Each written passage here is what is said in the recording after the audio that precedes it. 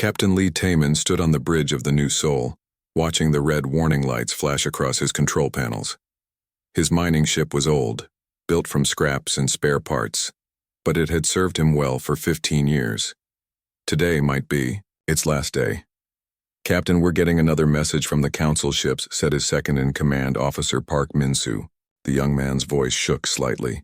3 massive alien warships surrounded them, each one 10 times larger than their small mining vessel. "Put it through," Lee said, his jaw tight. The main screen flickered, showing the face of a Vorthak commander. The alien looked like living crystal, with sharp edges that caught the light from nearby stars. When it spoke, its voice sounded like breaking glass. "Human vessel, you will surrender the artifact immediately. This is your final warning." Lee looked at the strange object his crew had found deep inside the asteroid they were mining. It was smooth and black, about the size of a person, and it hummed with energy they didn't understand. According to council law, all ancient artifacts belonged to the ruling species. Humans were only allowed to dig them up and hand them over. "And if I refuse?" Lee asked. The Vorthak's crystal face showed no emotion. "Then you will be destroyed as enemies of the council." Lee turned off the communication and looked at his crew, 23 men and women who had worked with him for years. They were tired of being treated like slaves, tired of finding treasures in space only to give them away, tired of being called junior species by aliens who thought humans were barely better than animals. "What are your orders, Captain?" asked Engineer Choi Bo-ram, a tough woman who could fix anything with spare wire and determination. Before Lee could answer, another voice crackled over the ship's radio. It was Dr. Park So-young, the scientist who had been studying the artifact. "Captain, you need to know something about what we found. This isn't just any old alien technology. When I touched it, something happened. Images flashed in my mind, star maps, weapons, ships unlike anything I've ever seen. I think this artifact is meant for humans." Lee frowned. "What do you mean?" "I mean, it only responds to human touch. None of the alien crew members could make it work, but every human who touches it sees the same visions. We're not supposed to give this away, Captain. This is ours." The council ships were moving closer. Lee could see their weapons charging, blue energy building along their hulls. He thought about his daughter back on Earth, working in an alien-owned factory for barely enough money to eat. He thought about his brother, killed in a council war fighting for species that didn't even know his name. "All crew to battle stations," Lee announced over the ship's speakers. "We're not giving them anything." His crew didn't hesitate. They had been waiting for this moment for years. The first council ship fired a warning shot that passed just over their hull. The second shot wouldn't be a warning. "Dr. Park, can you make that artifact work?" Lee called down to the science bay. "I'm trying, Captain. The visions show me buttons and controls, but I need time." Time they didn't have. The Vorthak ships were locking weapons on them. "This is Captain Lee Tae-min of the human vessel New Sol." He broadcast on all frequencies. "We are not your slaves. We are not your servants. We found this artifact with human hands, human sweat, and human blood. It belongs to us."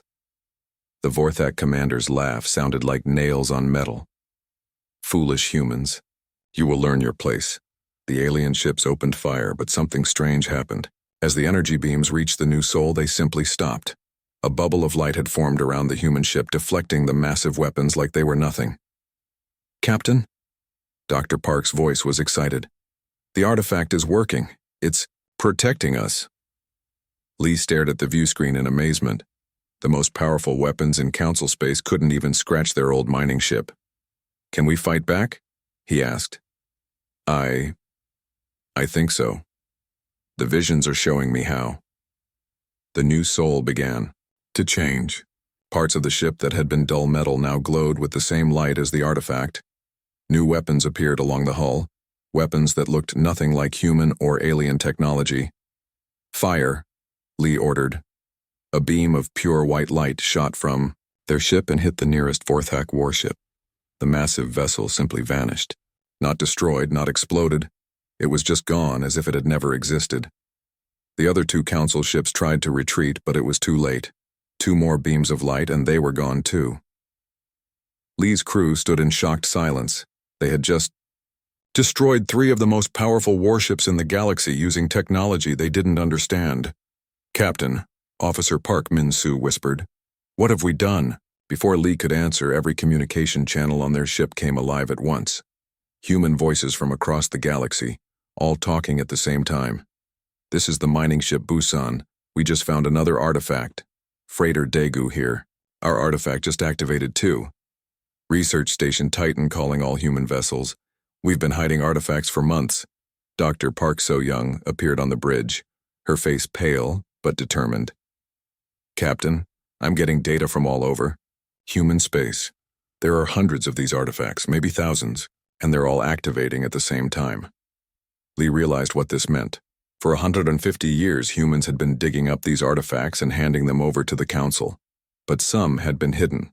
Some had been kept secret. And now they were all waking up. "Sir," his communications officer called out. "We're getting a priority message from Earth. It's Counselor Jang Mi-ra."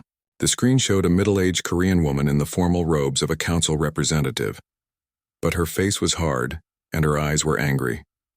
"All human vessels," she said. "This is an official message from the Human Council representative. 3 hours ago, Council forces destroyed the research station on Titan. They claimed we were building weapons. The truth is, we were studying artifacts like the one you just used, artifacts that were meant for us." She paused, and her voice grew cold. 1,000 human scientists died on Titan today. They died because the Council fears what we might become. Well, they should be afraid. To all humans listening, we are no longer playing by their rules. We are no longer their junior species. We are going to show them what happens when you push humans too far. Lee looked at his crew, seeing the same determination in their eyes that he felt in his heart. The war had begun. 3 weeks after the New Seoul incident, Dr. Park So-young sat in her hidden laboratory deep inside the asteroid belt. Around her, dozens of the mysterious black artifacts hummed with energy. Each one told the same story when a human touched. It in visions of an ancient race that had once ruled the galaxy. They called themselves the Forerunners, she explained to the group of scientists gathered around her. They left these artifacts as gifts for their children. For us. Commander Yoon Hae-jin, a tall man with scars from too many battles, studied the artifacts with soldiers' eyes.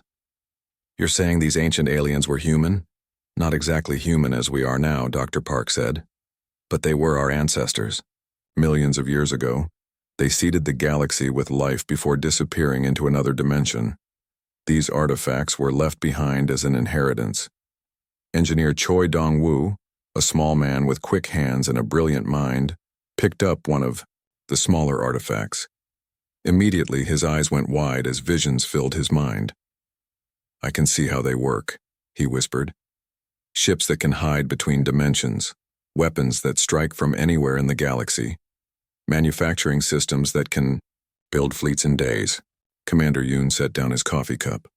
"How many of these artifacts do we have?" "Thousands," Dr. Park replied.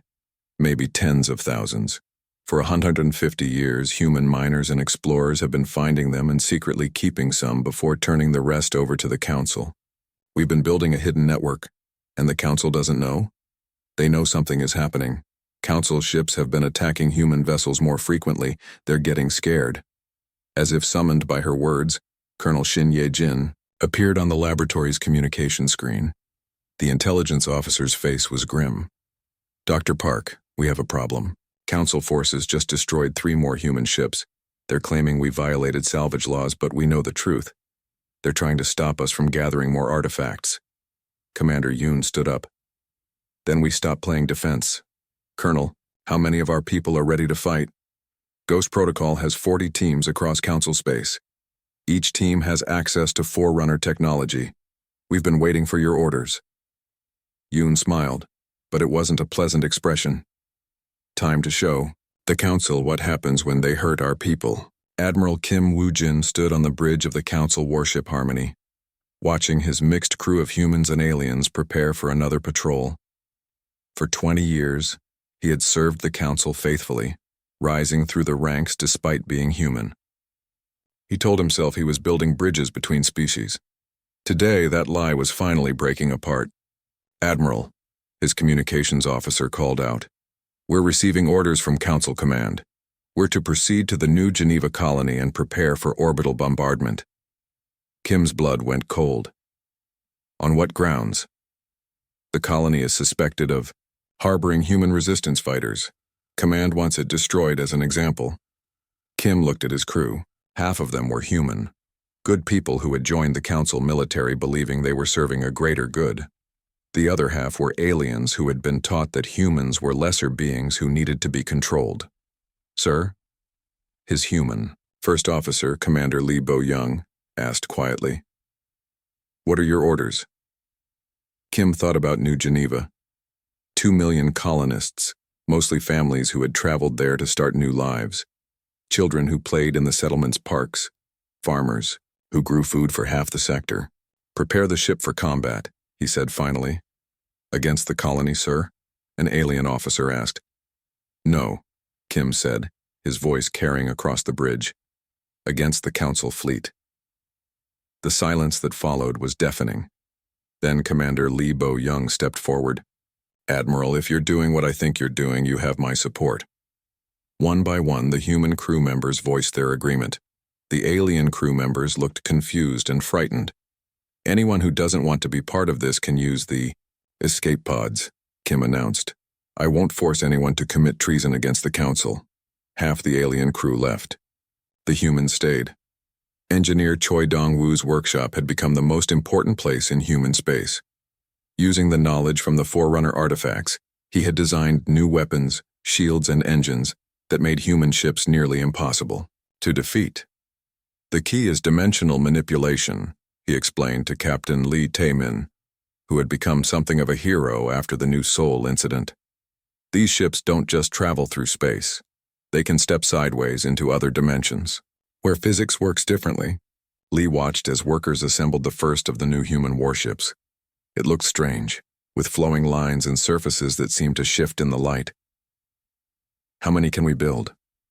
"The Forerunner manufacturing systems can build 100 ships a day once we get them fully operational. But that's not the best part." Choi grinned. "These ships can also become invisible to all Council sensors. They'll never see us coming." A priority alert flashed on the workshop's communication system. Commander Yoon Hae-jin appeared on screen, and he was smiling. "Attention all Ghost Protocol teams.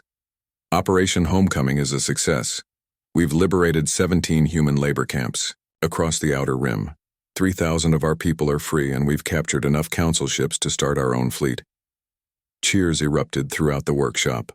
For months, Ghost Protocol teams had been striking at Council targets across the galaxy, always hitting fast, always disappearing before reinforcements could arrive.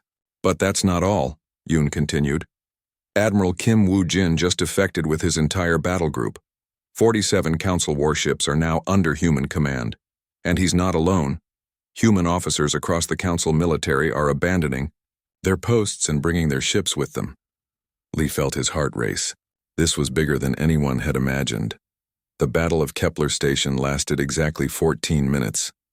Captain Lee Tae-min commanded a small fleet of 12 human ships, all equipped with Choi Dong-woo's new technology.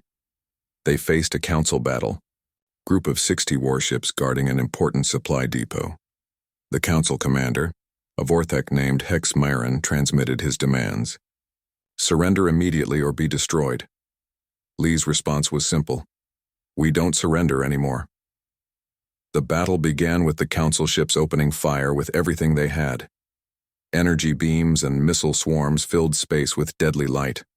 But the human ships simply weren't there anymore.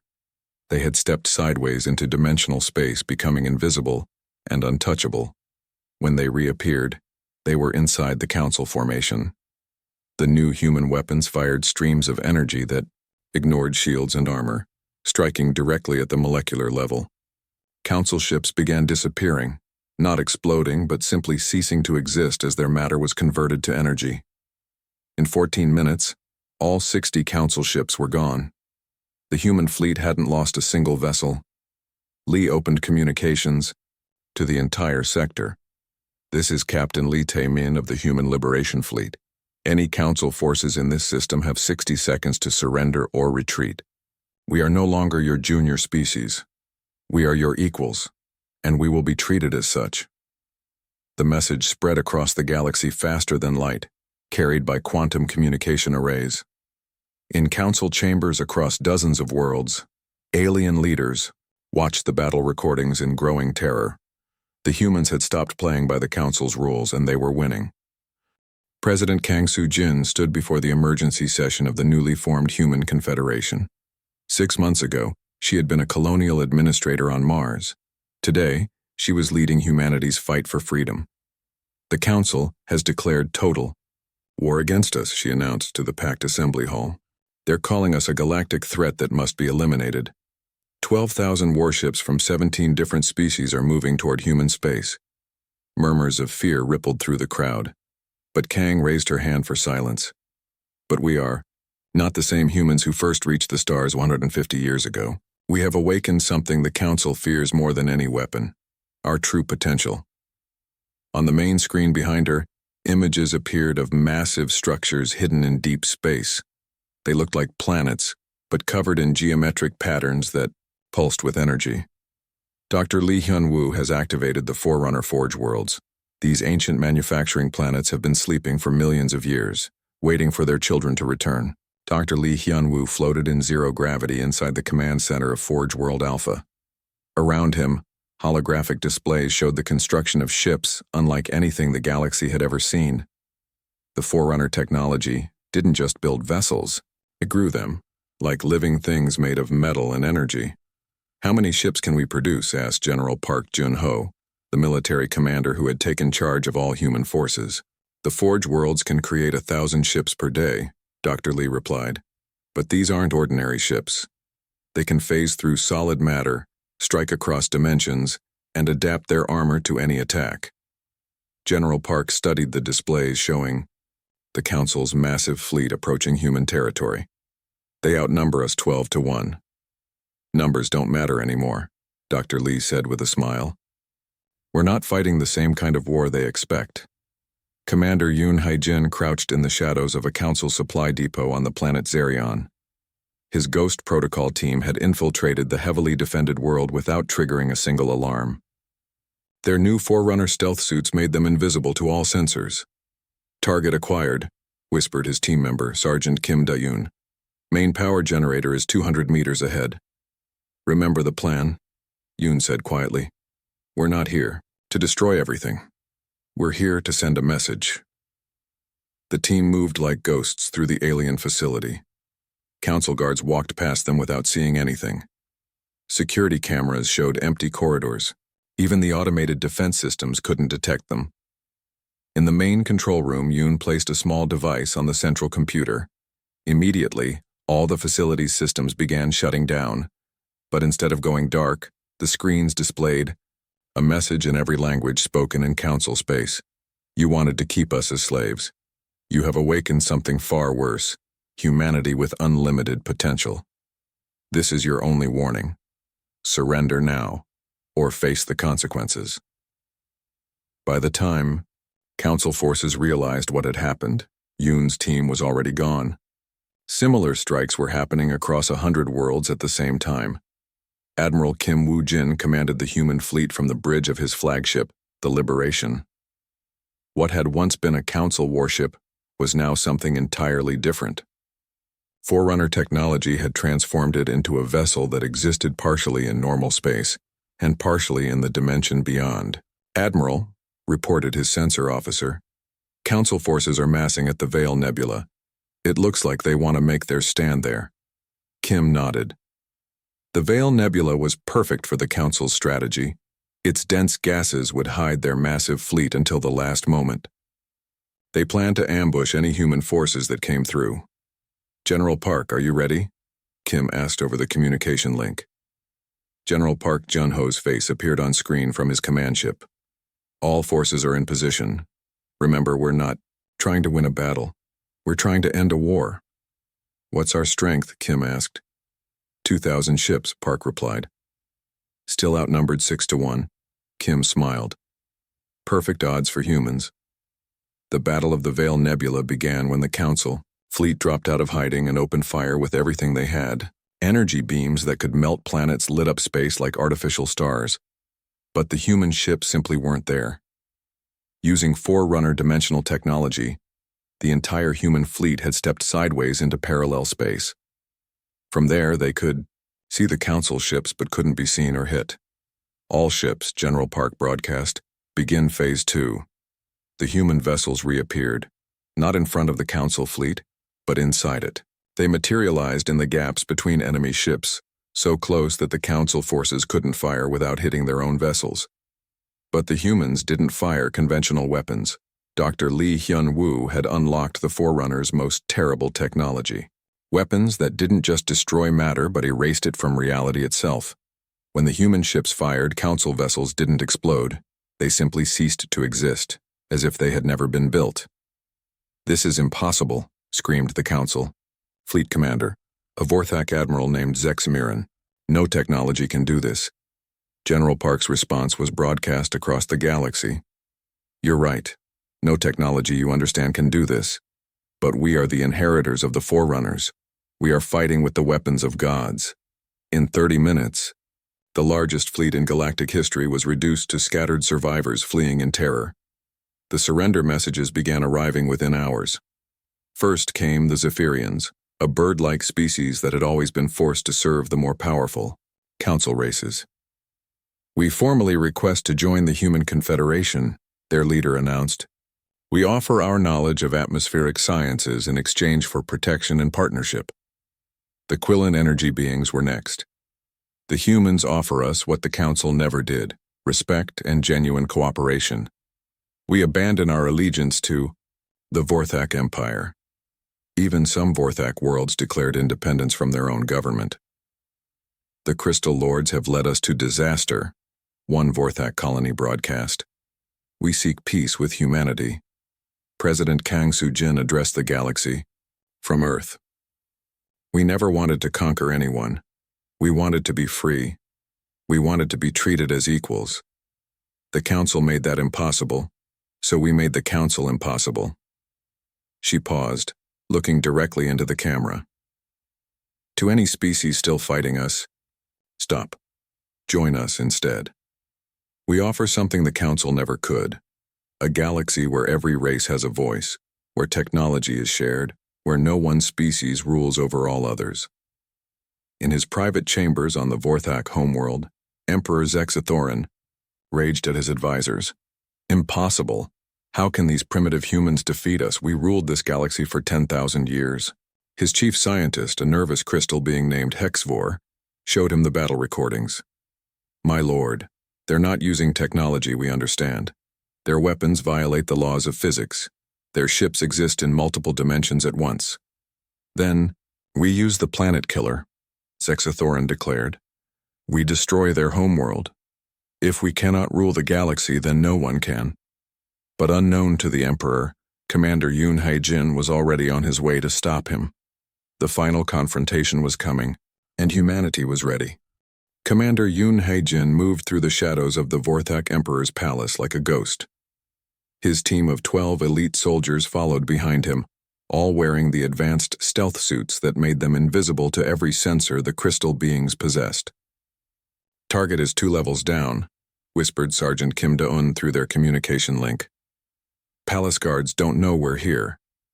Yoon checked his mission timer. They had exactly 18 minutes before Emperor Zexathoran's planet-killer weapon fired at Earth. The massive weapon was hidden in the core of the Vorthak homeworld, powerful enough to turn any planet into space dust. "Remember," Yoon told his team, "we're not here to destroy their world. We're here to save both our worlds." The team reached the weapon control room without being detected.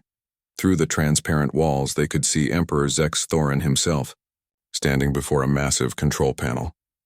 The Crystal Emperor's body glowed with rage as he prepared to fire the weapon that would kill 8 billion humans. "Charging complete, my lord," reported his chief technician. "Ready to fire on your command." Zexathoran raised his crystalline hand. "Fire. Destroy the human homeworld. If we cannot rule, then—" He never finished the sentence. Yoon's team burst through the walls using dimensional phase technology. The Emperor and his guards found themselves surrounded by humans who had appeared from nowhere. "Emperor Zexathoran," Yoon said calmly, removing his helmet. "You're under arrest for crimes against galactic peace." The Emperor's laugh sounded like breaking glass. "Foolish humans. The weapon is already firing. Your Earth will be destroyed in minutes." Yoon smiled. "No, it won't." On his signal, one of his team members placed a small device on the weapon control system. Immediately, the planet killer's energy beam changed direction. Instead of heading toward Earth, it curved back toward the Vorthak home system star. "What have you done?" Zexathoran screamed. "We're giving your star some extra energy," Yoon explained. "Just enough to create a controlled supernova. Don't worry, your people have enough time to evacuate. But your weapon will be destroyed. And everyone in the galaxy will see what happens when someone tries to genocide humanity." Admiral Kim Woo-jin watched from his ship as the Vorthak sun exploded in a carefully controlled burst of light. The supernova created a beautiful new nebula that would be visible from thousands of star systems. It was a permanent reminder that the age of the Council was over. "All Vorthak ships are surrendering," reported his communications officer. "They're requesting immediate evacuation assistance." "Send rescue ships," Kim ordered. "We're not like the Council. We don't abandon people to die." Within hours, human vessels were helping evacuate millions of Vorthak civilians to safe worlds. The crystal beings who had once considered humans to be primitive slaves were now being saved by those same humans. 6 months later, Ambassador Han Bo-Ra stood before the first assembly of the Terran Commonwealth.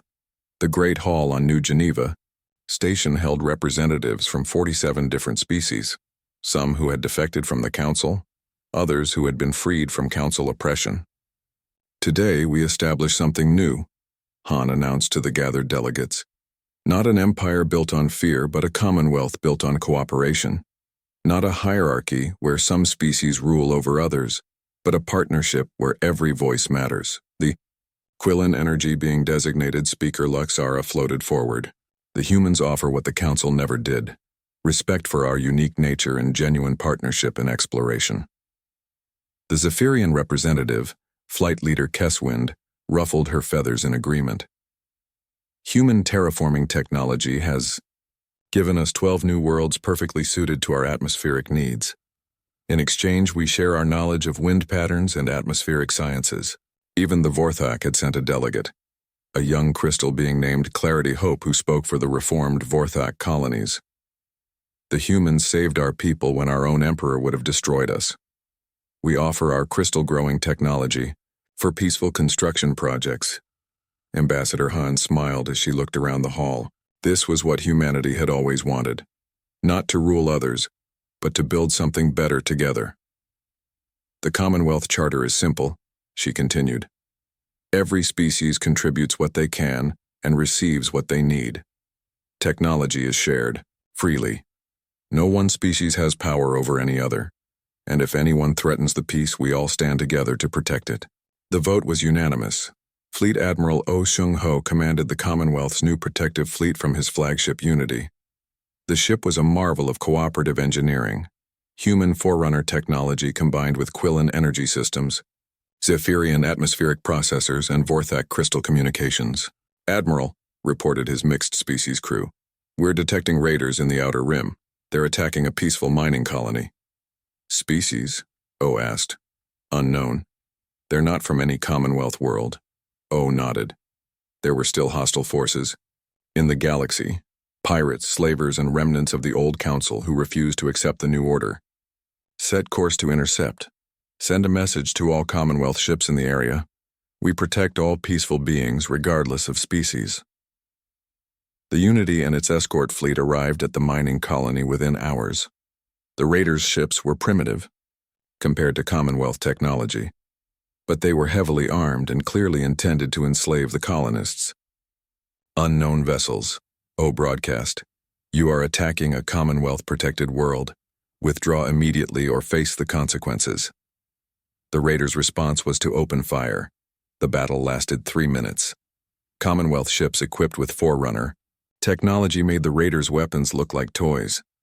But instead of destroying the enemy vessels completely, the Commonwealth fleet disabled them and captured the crews, Take them to the nearest Commonwealth Rehabilitation Center, O ordered.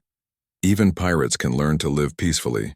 5 years after the end of the Council War, Director Nam Ji-hai stood on the observation deck of the Commonwealth Development Station, watching ships from dozens of species working together to terraform a new world.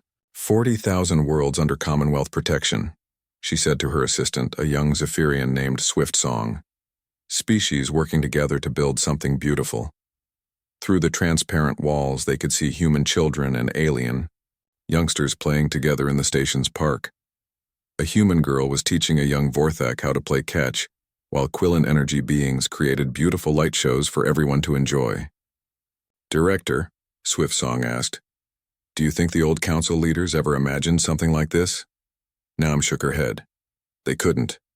They thought in terms of rulers and subjects, masters and slaves. They never understood that cooperation is stronger than domination. Captain Lee Taemin, now an old man with gray hair and gentle eyes, walked slowly through the Forerunner Memorial on Earth. The memorial honored both the ancient Forerunners, who had left humanity their inheritance, and the humans who had used that inheritance wisely. He stopped before the central monument, reading the inscription carved in crystal by reformed Vorthak artisans. To those who came before, who planted the seeds of tomorrow. To those who came after, who learned that strength without compassion is tyranny, but compassion without strength is merely good intentions. The galaxy belongs to all who would treat it with wisdom. A group of young people approached. Humans, Quillen, Zephyrians, and Vorthak, all students at the Commonwealth Academy. They recognized the old captain and asked him to tell them about the war. The council pushed too far, Lee said simply. They thought they could keep us as slaves forever. But when you push humans too far, we stopped playing nice. We stopped following their rules and started making our own. What's the most important thing we learned? Asked a young human student. Lee smiled, looking up at the stars visible through the memorial's transparent dome. That the galaxy is big enough for everyone. That every species has something valuable to offer. And that freedom shared with others is stronger than power held over others. He paused, remembering the long journey from that day on the New Sol, when they had first found their inheritance. The council pushed too far. Humanity stopped playing nice. And the galaxy became something beautiful. The stars shone down on Earth. And on 40,000 other worlds where free beings lived, worked, and dreamed together. The age of oppression was over. The age of cooperation had begun.